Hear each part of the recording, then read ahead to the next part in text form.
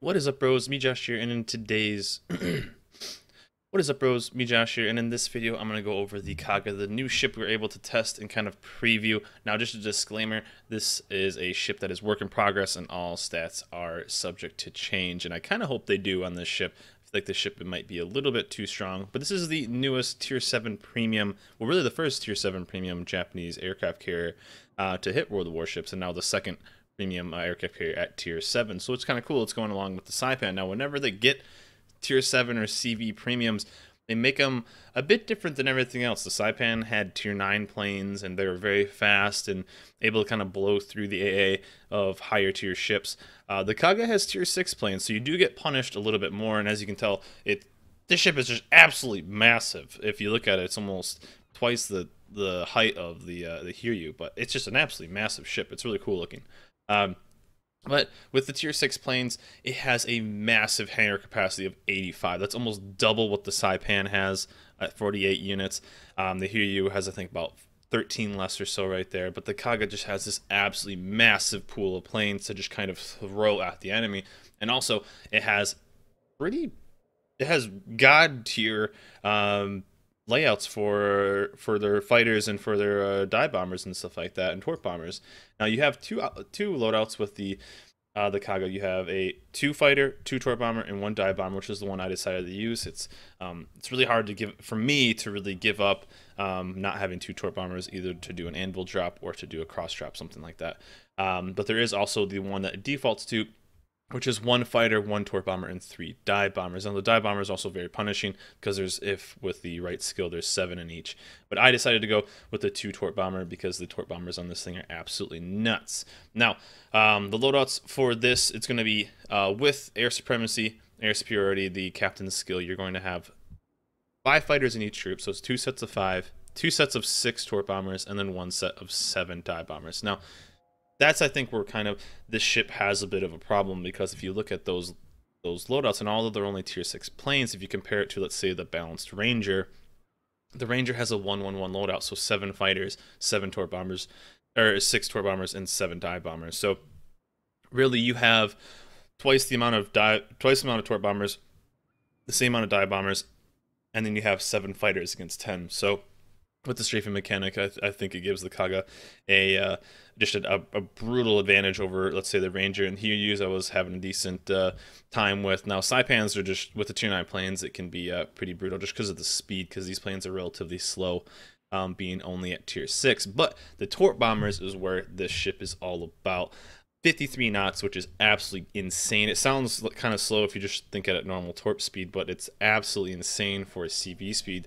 Looking at the Hiryu, they're only 35 knots. So this is with torp acceleration, of course. So I think they default to like 49.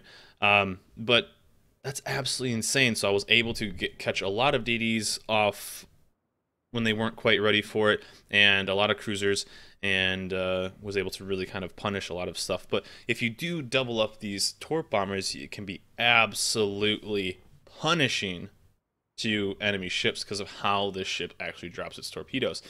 So it drops it is 3 wide in the front and 3 narrow in the back. That's each group, so 3 and 3, assuming you don't lose any planes on the way there. So if you load up all 12, you're gonna get 6 that are wide and 6 that are almost.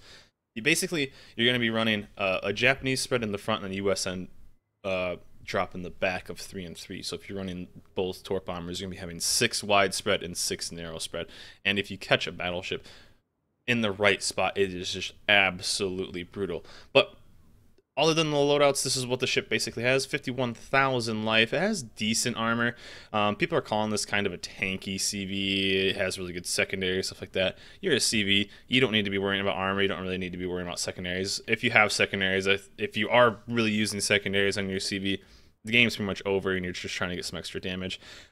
Decent AA. You're right there with the Hiryu for IGN, and the concealment is all right. But this ship, for me, and I just think it's a bit too powerful. I think this ship reminds me of the old school Midway. I'm a very mediocre CV player, and I feel like this ship is just way too strong. The damage I was able to do is just insanely strong. Now, of course, like, going against a good CV player, they can make really anything look good. Like I was having some trouble against a fighter ranger that knew what he was doing. I think like, against like a fighter or a normal Saipan that knew what he was doing. So the speed of, let's say, the Kaga fighters was a bit of a problem. At certain points, I couldn't quite catch up to some of the planes. Let's say after they had dropped and they were a bit quicker back to the CV, I wasn't quite able to catch them as I was with the Saipan. But this thing is basically just an offensive machine. So you are basically going out there and just doing a massive amount of damage to ships, sniping DDs, all this kind of stuff, because it's really, really hard. It almost adds its own kind of cross torp with one torp squad when it comes to this ship, because you have the 3 widespread and the 3 narrow spread. So it really throws off a lot of DDs, and it really throws off a lot of players in general. They're just not quite expecting it because they've rarely seen this, if at all, seen this ship. So, and you know, you kind of can almost look at this ship as like, with the amount of units in its hangar, you can kind of just throw away planes. You have this really, really big arsenal of planes that if you lose 2, 3, 4,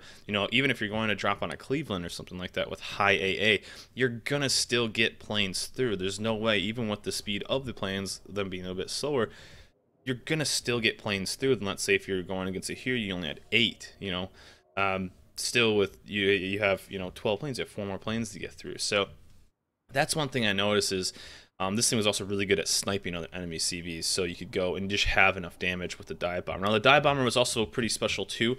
This thing is like a pinpoint if you know how to manual drop with it.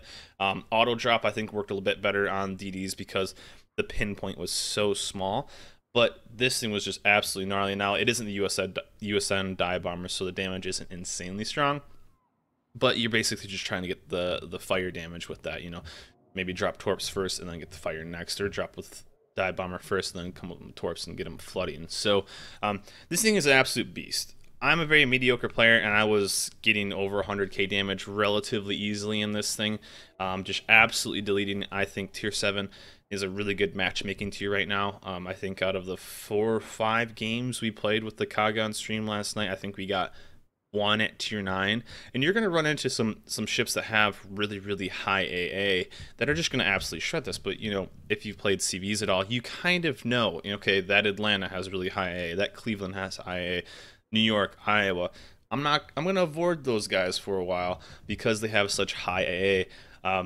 But you know, I'm going to go towards the Smiyoko or towards the Satago or towards, you know, an Amagi, you know, something that's not that, and you can just absolutely pick them off and just do massive amounts of damage. 8, 9 torpedo drops, torpedo hits on a drop. It's just absolutely ridiculous. So for me, I hope this ship is a lot of fun because of it's so strong, but it reminds me of the problem child of when CVs maybe were a bit too strong and they were just too devastating with the old school Midway, which almost had this exact same loadout, which it had 1 fighter, 2 torpedo bombers, and 2 dive bombers, where you would just absolutely obliterate the enemy, and they really didn't have a chance. So the Kaga, I think, is going to be a bit too strong for right now. I would love to see somebody that has much higher skill than I play this ship and just absolutely obliterate. Not only does it have the fastest torpedoes of any tier 7 CV, it has a massive amount of torpedo bombers, so you can kind of just throw them away and be relatively aggressive. The highest hangar capacity of all tier 7. This thing is going to be a beast. So as I said before, this is all, stats are subject to change. This is all work in progress. So this is not the final ship. And I just kind of hope it really isn't the final ship, because I think it's just a bit too strong. And I kind of hope they tweak it so that it's just not this monster, because this is going to be a problem child if it gets to release like this. I feel like it's going to be a bit too strong. You're gonna have to be running, hopefully have a division mate that has some good AA, or else you're just gonna get absolutely picked off. But that is it for me, guys. Hope you guys enjoyed this, the Kaga. I'm looking forward to seeing what they do with this ship. I like premium CVs, although I think their CVs in general aren't in the best place for World of Warships. I feel like it's cool to get a nation and get something, as, you know, I know a lot of people are really looking forward to this ship, so that's really, really cool. But that is it for me, guys. Hope you guys enjoyed this video. Let me know in the comments below what you guys think of this ship, and I will see you guys next time.